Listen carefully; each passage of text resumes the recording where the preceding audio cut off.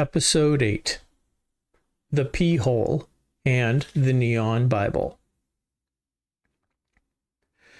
Gentle reader, when I first began this Substack in December 2024, I knew that it was because things were changing.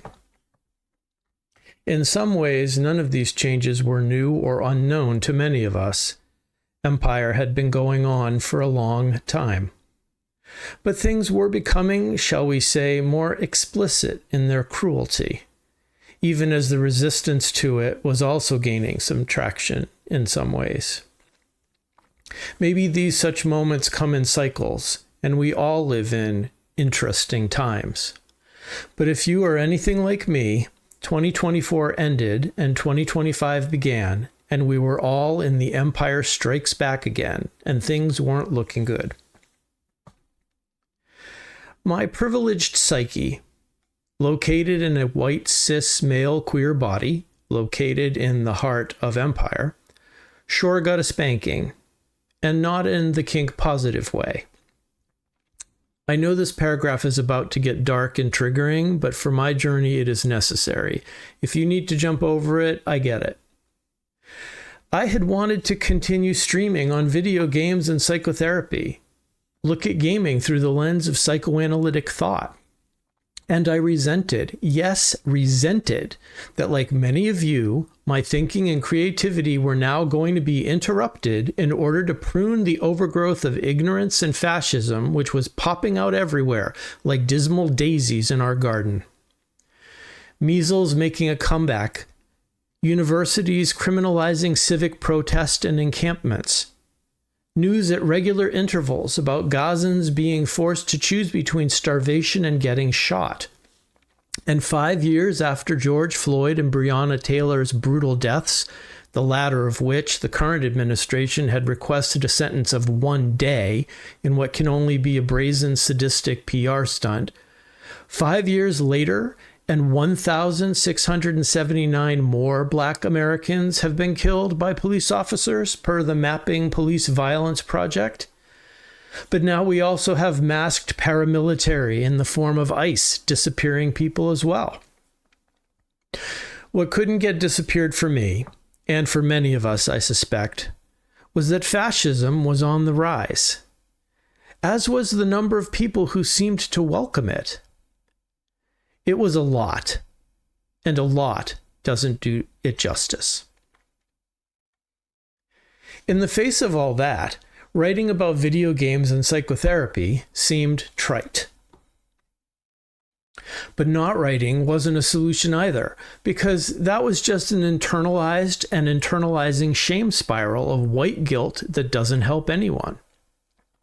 To be immobilized in the face of white supremacist and colonial violence doesn't help anything. Well, it is a short-term attempt to maintain homeostasis, sure. Don't talk with people about what's happening, refrain from arguing with family members, take a break from social media and focus on one's chakras. These all can be reactions that press pause on our distress. But ultimately, one cannot unsee oppression and violence, or abandon our BIPOC and LGBTQIA friends, family, colleagues, patients, and neighbors to be shot, starved, surveilled, disappeared, silenced, and harmed. I started to think instead about ways I could leverage my privilege. Also, as a therapist who thinks and talks a lot about class differences and classism, money matters. Specifically, the $96 that my one paid subscriber had invested in me. All of the above blockage was happening just as that subscription came in. And this may be hard for some of you to imagine, but where I come from, if someone pays you $96, that is an investment. Now I had another person not to disappoint.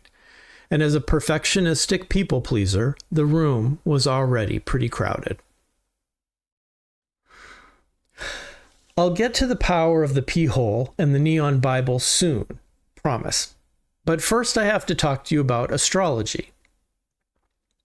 Like my relationship to God, I have a quantum relationship to astrology. I simultaneously think it is ridiculous and profoundly meaningful. I do not believe in it, and I do believe in it. It offends my intellect and feeds me intuitively. Both parts of those statements are true, and the totality of it is true. This won't surprise people who follow astrology and know that I am a Virgo with my midheaven in Scorpio. So, when I had the good fortune to be introduced to the Chani Nicholas podcast, I listened with skepticism that only the most eager for credence can have. This week, the podcast was talking about the upcoming week in astrology. TLDR, Mercury is in retrograde. We are all going to get irritated with each other and communicate poorly. In short, I have no business breaking my Substack silence today. But then Nicholas said, so we want to think about how we turn the lead of this moment, the things that are the heaviest, the densest, and seemingly the dullest, like the most boring. Like fascism is so boring, and it's so destructive, and it's so egregious. And yes, it's such a drama queen in the worst way, but it's also just like so lacking in style and vision. It's so narrow, she said. Right on. If fascism is indeed cruel, boring, and destructive, we need to disrupt it with connection, excitement, and playful generativity. And if you are interested in psychoanalysis and psychotherapy, one of the best ways you can do that for yourself right now is play with the P-hole.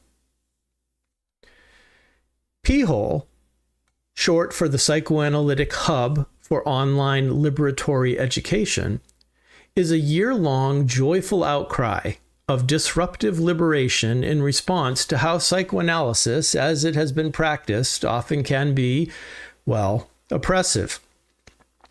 Created and taught by a brilliant ragtag band of people of color, queer, and/or trans folks who also happen to be cheerful disruptors, P-hole will be offering a year-long series of classes for psychotherapists to recalibrate our thinking and decentralize what normal is.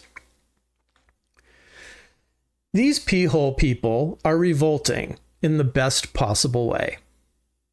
They are the joyfully challenging, wholly raging, make meaning from the trauma of oppression to benefit others sort of revolting. I am honored to have learned from some of them already and call a couple my friends. And I don't tell them nearly enough how they inspire me with their stamina and their determination to snatch joy from the jaws of the vagina dentata fearing, worstest, blandest parts of our field of psychodynamic psychotherapy. You may want to reread this paragraph for symbolic scansion. This is one example of how to move forward in a time of increased authoritarianism and cruelty, with playful body grace. And to paraphrase Judi Dench in Shakespeare in Love, I know something of playfulness in a therapist's profession. Yes, by God, I do know about that. In 2007, the group Arcade Fire released their album Neon Bible. 16 years earlier, at a college campus in New England, I was coming out as bi, bottoming out from alcoholism and a little drug use, when my creative writing teacher, a Southern lesbian who happened to be sober and was still very interesting, said to our class, "What interests you is interesting." I could just leave it there, but as a psychoanalytically inclined therapist, I can imagine that you may have questions. Why, Mike, you may be asking, why do you find the P-hole in the Neon Bible so very interesting? What's the connection? We need more than just what interests you is interesting. Fair. If you haven't heard the album, I recommend you do so now. I'll wait. Okay. For me, the album Neon Bible picks up the themes of spiritual revival, class alienation, human suffering, and the call to lead. For anyone that has ever experienced their desire for someone as wrong, there's the lyrics of "My body is a cage. My body is a cage that keeps me from dancing with the one I love, but my mind holds the key." In the song Ocean of Noise, we have this little gem about stepping into your leadership, not because you feel ready, but because it's necessary.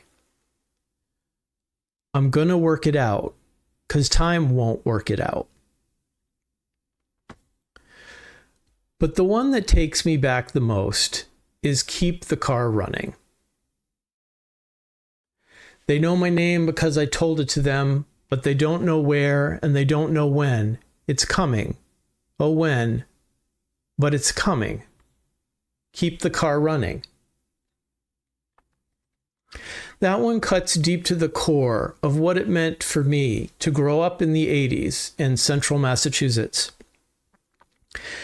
Having a car was the dream. You could drive as far away from your family shit each night, almost as if you could escape. You weren't so poor because you owned something. As a queer working class kid, lower middle class, who can work that shit out? The goalposts kept changing and trickle-down economics was going to lift up all of us. As a queer working class kid, I would drive for hours around the dark rural roads of Massachusetts, Connecticut, and Rhode Island. I reveled in crossing state lines, back roads, and partying under highways. Although sometimes I was with others and kept the car running for quick getaways from police-interrupted parties or post-egging porch lights, for the most part, I drove alone, and alienation rode shotgun. Screaming songs was acceptable screaming, and listening to the music was safe company. I wonder what the folks at P-hole were doing at that time. I suspect they had different and similar lonelinesses that came from being othered. When you are marginal, it can take years to find your marginistas. It took decades, but I found a few. And now in the professional landscape of psychotherapy, I have found a few more. I literally spent years hunkered down in private practice doing my own weird shit outside of professional institutes other than the obligatory continuing ed. As my Substack states, I'm your cranky Gen X older bro who wants to hang out in the basement with you, talk about questionable things, and plot rebellion. But for years, I stayed in the basement alone for the most part. I literally live on a 13 by 7 mile island, but I still drive around alone at night. I still struggle to be less feral. In the context of that, to seek out joy, to be revolting in the best ways, is a hard-won battle for many of us. But you know what? If you're reading this, if I'm writing this, it means we are not dead yet.